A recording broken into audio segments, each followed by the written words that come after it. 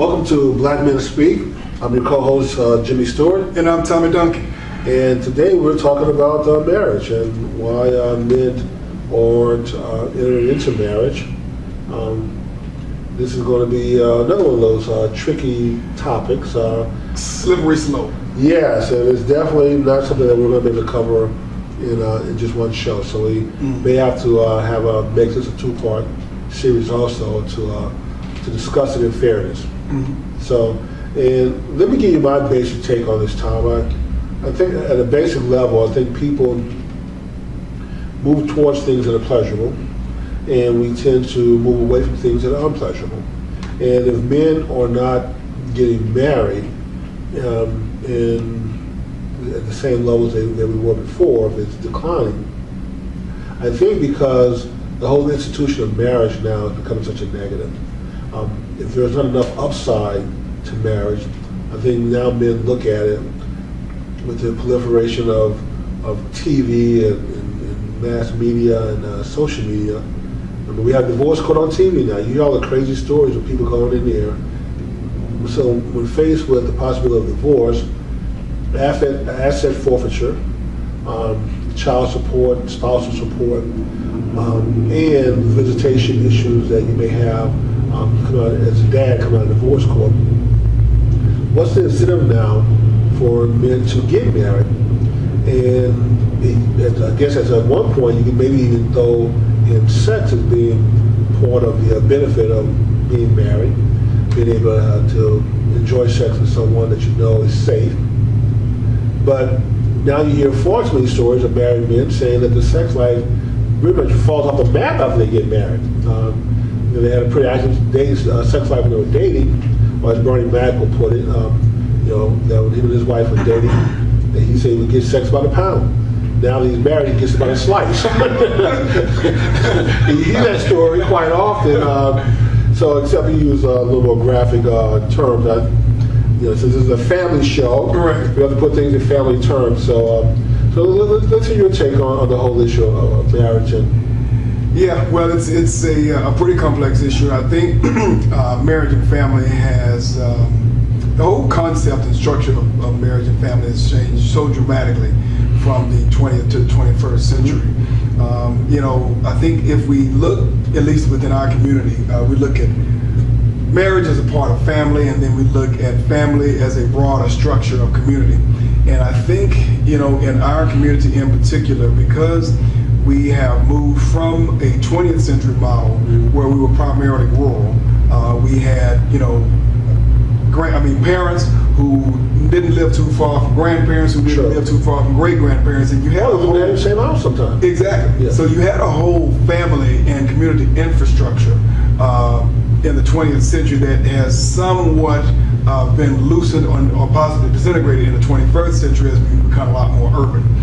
And you mix that with the fact that, we've come from a society where we have become a lot more focused on family to a lot more focused on chasing the dollar, right, and or just individual attainment. And as a result of that, you have folks who are getting, quite frankly, married for very selfish reasons.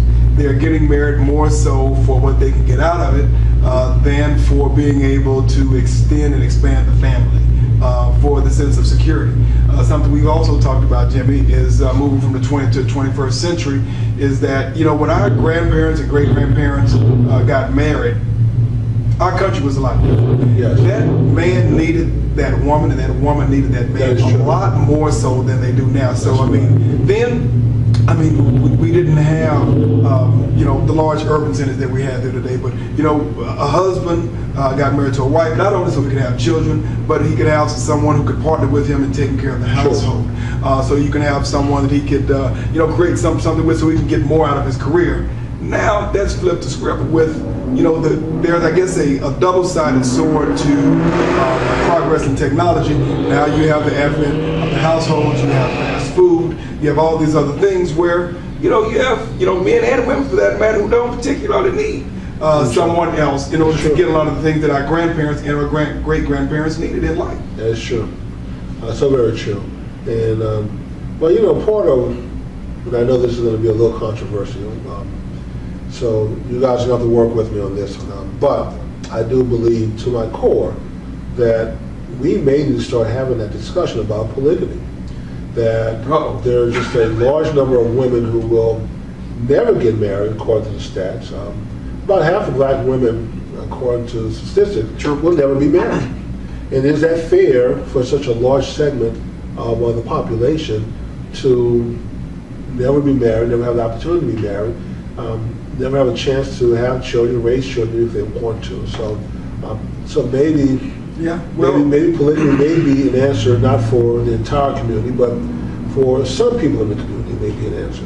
You know, quite possibly. I mean, I would say this, that we have enough women, and enough of our women in particular, who are having children, raising children. I don't want to suggest how successfully, given what we're seeing with our young people nowadays, or too many of our young people nowadays. There's a lot of women, you know, have grown up in a model. The current generation of young women in their 20s who were born either at the back end of the 20th century or the very beginning of the 21st century, they live in a community and a society where the model is a woman having children, raising them by herself. And so, you know, polygamy in certain cultures, you know, may be an option, but most of the women in our community, I mean, they're doing it by themselves anyway, so what's the benefit of going into a relationship with multiple women and one man and raising the children when they've been doing it by themselves? Right, well, the benefit would be that, one, it adds to the financial stability for the household. Because if you have 3 adults in a union, and at least 2 of them are working, and one of them is at home, then you should have a pretty clean environment. You should have meals on the table.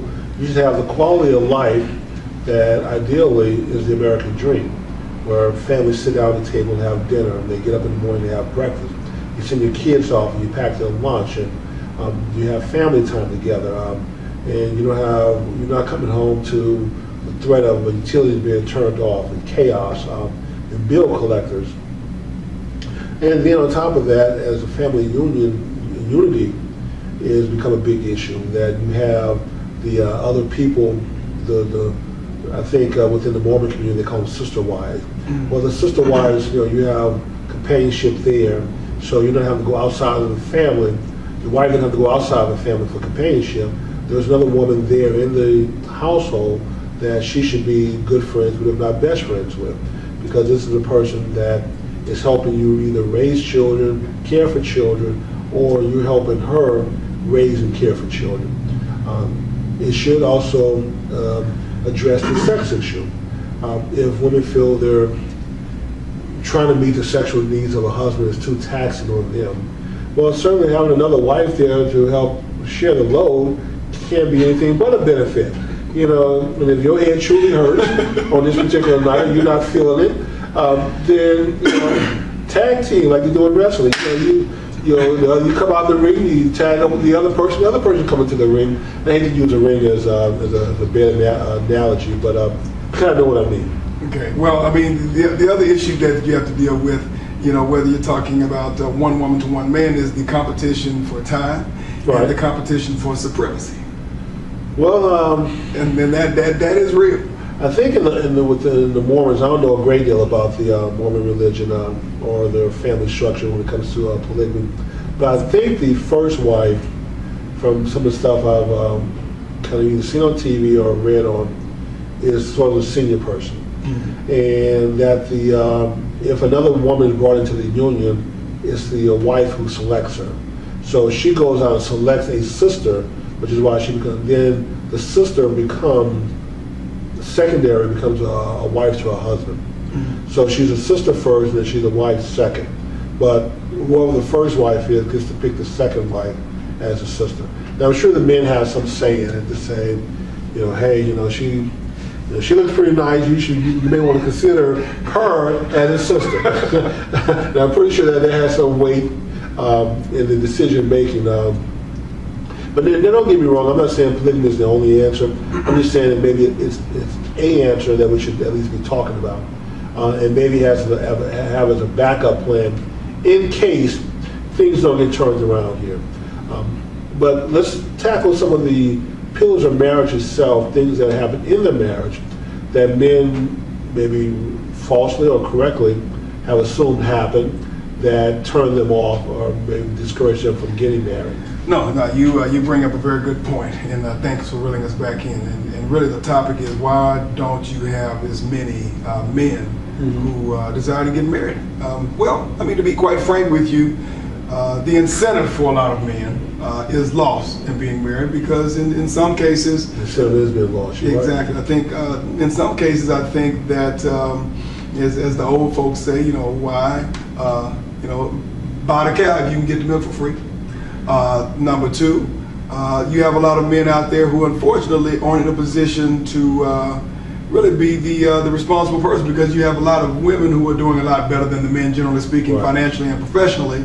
And so as a result of that, a lot of men in a society where the man traditionally is the breadwinner, and you have women who are doing a lot better than men, who just don't have the emotional security to be the responsible party, because ultimately if someone's making more money than you, they're calling the shots. Well, and that's sad. But leadership is something that we need to start teaching our young boys at an early age, because it's important. And to me, it doesn't matter if the husband brings in the bulk of the money or the wife brings it in. He still needs to provide leadership over the family, regardless of how much money he earns or how little he earns. I agree. Relative to his wife. Unfortunately, though, in a lot of cases, when you have a household where the woman is making more money than the man, unfortunately, that woman can sometimes demasculate the man because she is making more money, and so therefore she can usurp his authority. And that's a problem. Yeah. That's a big problem because men know this, and you're right. And when it happens, it's hard to undo, put that genie back in the bottle. Once you take that top off, rub that bottle 3 times, you don't get to make 3 wishes when the genie comes out. It just becomes a problem. And I think the other, the leadership and the money were certainly part of it. There was something else you said, and it didn't come in, I'm losing my thought, but it'll come back to me. But certainly if marriage is not perceived as a positive, the sex. You mentioned the why buy the cow when you get the milk for free. And unfortunately, there's a lot of sex out there that be had. There are a lot of women who are using sex as a means to engage men, to try to keep them. But unfortunately, sex in and of itself is not enough to keep men around. True. Certainly when you start having problems, and it's easy to go out and replace the woman with another woman that you don't have these problems with, who's also becomes a sex partner. So sex by itself is not enough. And then the other issue, Tom, for me, I think this is something that women should seriously think about, acquiring these skills. There are a lot of single men, and there are a ton of married men at strip clubs. I would say the majority of them are married. Yes. So, and there's very little sex going on in strip clubs. But you know what's going on in strip club? A great deal of flirting. Yes. A great deal of making a man feel good for $10 a minute. I mean, it's about, I don't know what a lap dance costs. It used to be $20, and I don't know if it still is or not, for a 3-minute song. But for 3 minutes of her time, he's paying her $20. Let's just use that as a, and all she's doing is flirting with him, making him feel good. Is there a reason why women can't do this in their own homes? You can once a week, maybe go put on some high heel shoes, something sexy, do a little striptease for your man or your husband, give him a little lap dance. Is that really asking too much for women these days? I don't believe it's too much to ask from women these days. I think the reality. Be careful now. We have most of our followers are women now. I understand that, but this is the honest truth. Most women are going to tell you, look, I work too. I have to cook and clean too, and so I have to do all these other things. And on top of this, I have to do this too. And the reality of it is that there are a lot of women who feel that way, and it's a valid point.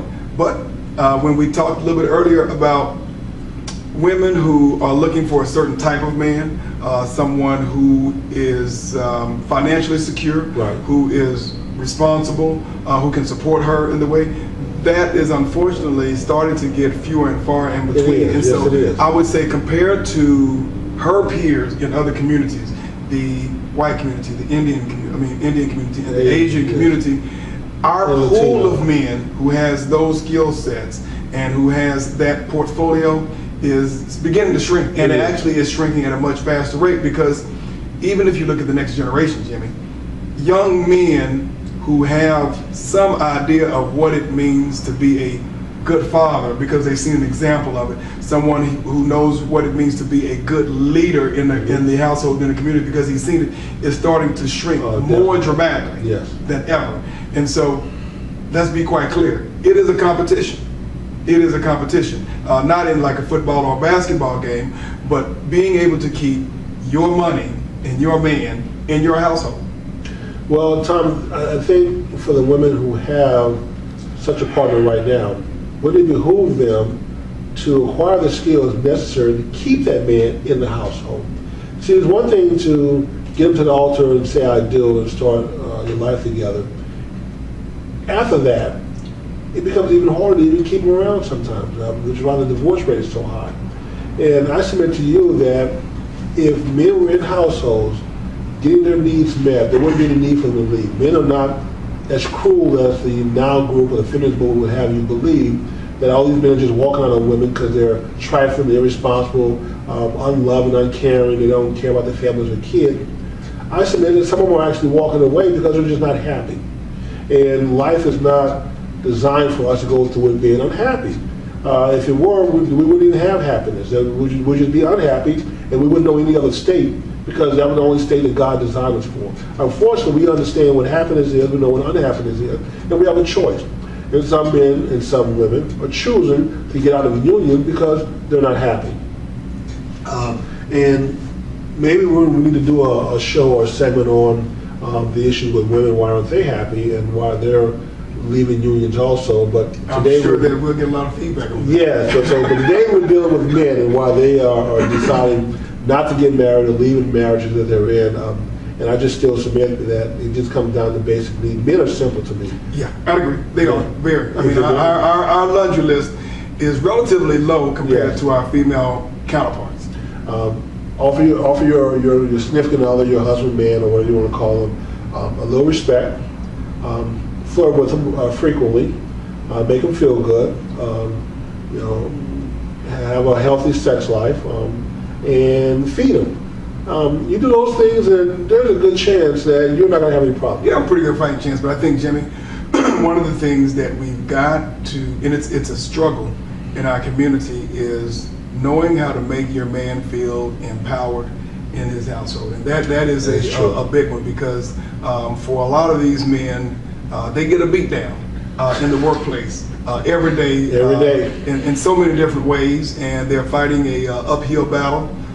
They are having to walk to school, uphill 5 miles both ways. Right. And so, when he comes home and he's having to deal with, World War III, that's just not viable. And so, to your point, when you say that the majority of the folks who are patronizing and keeping strip clubs are married men, they are married men. They are married men. So, I think the key is, with all of those things, I would say, but helping your man and being a part of the equation of making him feel empowered is absolutely critical. It is, Tom. Something that I've told stories about my grandmother, and some of the stories she shared with me about her interaction with my grandfather. And I just, for the life of me, I don't understand why these skills weren't passed down anymore from mother to daughter. It just seems like a lot of women are clueless today.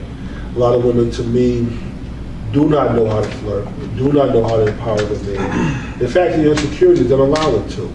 Their insecurities, they feel better when they're in charge. And because they trust themselves, they don't necessarily trust him. And society doesn't give you any reason to trust him, because society tells you that the black man is irresponsible, that he's a thug, he's a criminal, he's got to be trusted.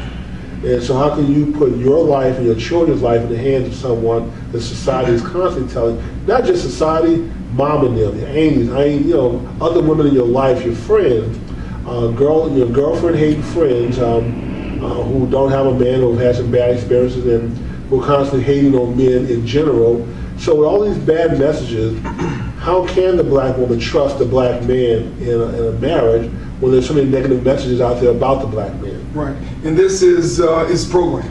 It is programmed behavior. I mean, if you look at mass media, whether you look at the big screen movies, whether you look at the small screen televisions, I mean, you look at the images and the stereotypes of black men and black women, for that matter, it propagates and promotes really the disunity and the disharmony between men and women. And you know, as my dad used to always tell me, you know, one of his favorite quotes from Abraham Lincoln is, "A house divided cannot stand." It cannot stand. That is true. And I'll say this: I'm going to a few strip clubs. It's not my thing, but I've gone with a few buddies in the past, in the interest of transparency. But I've been in clubs and I've seen men take several $100 in there, and once they blow through their money, go to the ATM machine, pull out several hundred more dollars, and then an hour or so later, that money is gone. And if you can't even get your man to take the trash out, but this woman has gotten him to dump $700, $800 or $1,000 in his club, that should let you know something. The power of flirting, that maybe trying to beat your man down into submission, maybe that's not the way. Maybe a little flirting, a little tender care, a little positive persuasion, maybe that's the way to get him to do what you want. Maybe you don't necessarily have to give him control. You just steer from the back of the ship rather than the front of the ship. You know, maybe looking at it from a different perspective, you can maintain, especially if you're insecure and you don't trust your husband, but over time you're going to have to. But you want to make sure you're making the right decision and doing the right things. Well, okay, well, help steer him along when it comes to critical things. Help him make the right decision if you think you know the answer, but do it in a way where he thinks that he's actually made a decision. And I think for a lot of women in this generation, in this day and age, I think there are a lot of small things that they can do that really don't cost a lot of time and energy that can create separation from the pack. I mean, the reality of it is there are a lot of women out there, you know, very attractive women, but it's the small things that ultimately I believe can create separation. It doesn't really take a lot of energy to do. That is true. I mean, and a lot of it, let's be quite transparent about it, really has to do with, what does and does not come out of your mouth. True.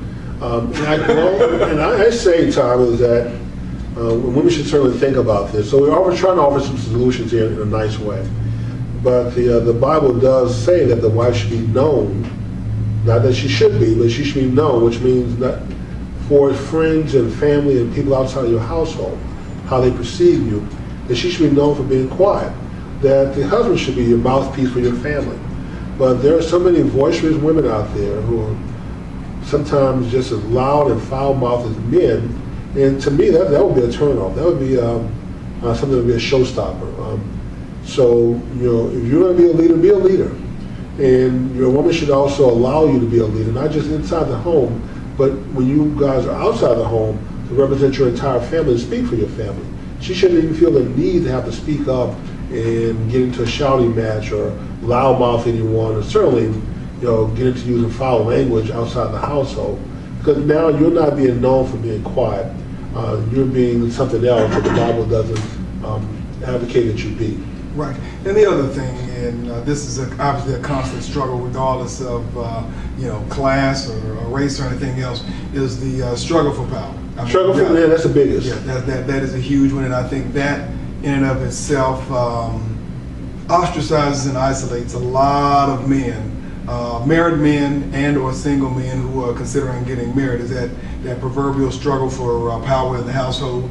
And the reality of it is if you cannot find a man that whose lead you cannot follow, you probably need to find somebody. Don't be with him, right? Exactly. Yeah, exactly. But that is one of the biggest problems that we have in our households, and that is the struggle for power. This should not be a struggle for power. It should be a partnership to achieve certain goals. Well, and I'm going to give you a sign here that what to look for to see if you have problems in your marriage.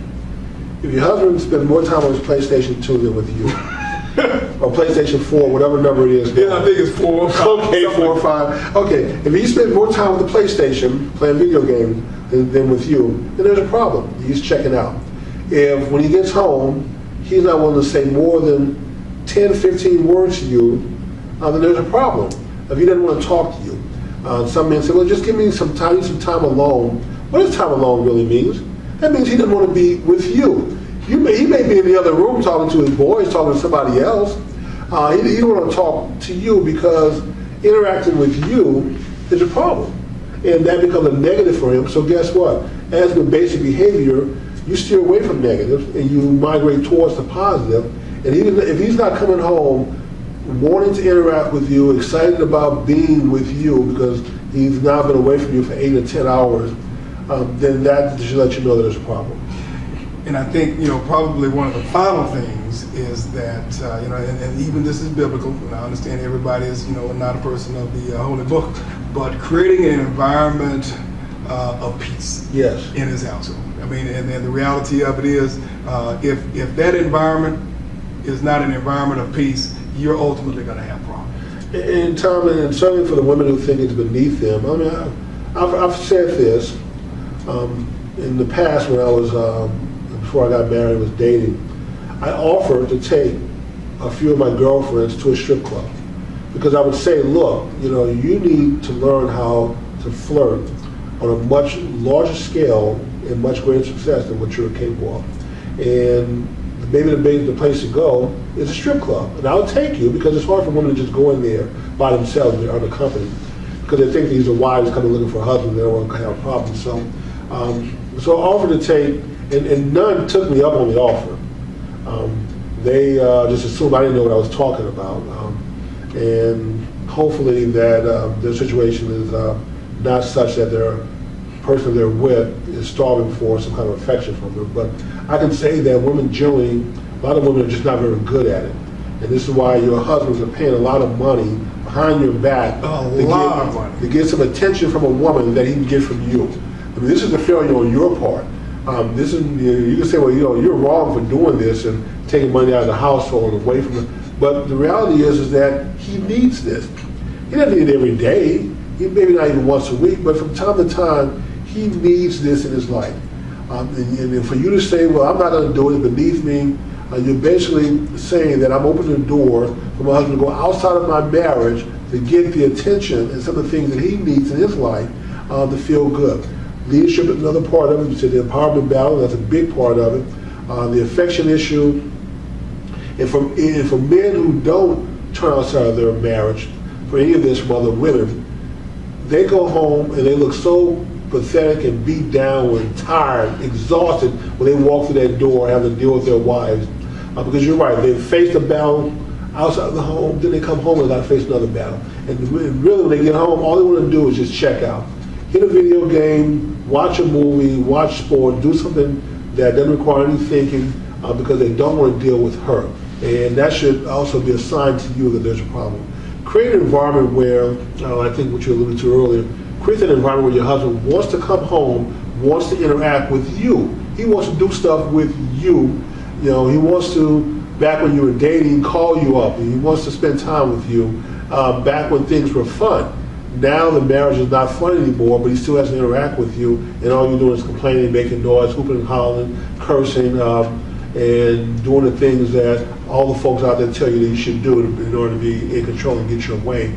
But you may get your way, but in the end, you're killing the marriage. And so for the women who are out there saying, okay, Jimmy, I hear what you're saying, Tommy, I hear what you're saying, all this stuff I've got to do, but what is he supposed to be doing? What is he responsible for? Well, you know what, if you do it the right way, just like the dancer who says, hey, take that ATM card and go over there and pull out a couple $200-300 more dollars, and I'll be here waiting for you.